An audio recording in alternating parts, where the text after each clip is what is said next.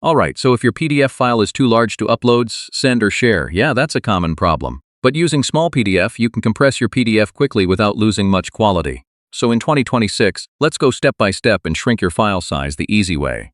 First, open your browser and go to the Smallpdf website. You'll find multiple tools for editing and optimizing PDFs. Now click on Compress PDF. This tool reduces file size while keeping the content usable. Next, upload your PDF file.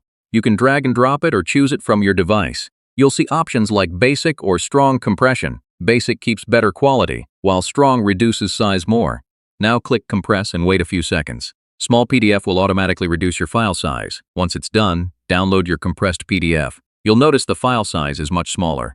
Open the file and check quality. Make sure text and images still look clear. If the file is still too large, you can compress it again using stronger settings. So yeah, that's how to compress PDF file size using Smallpdf in 2026.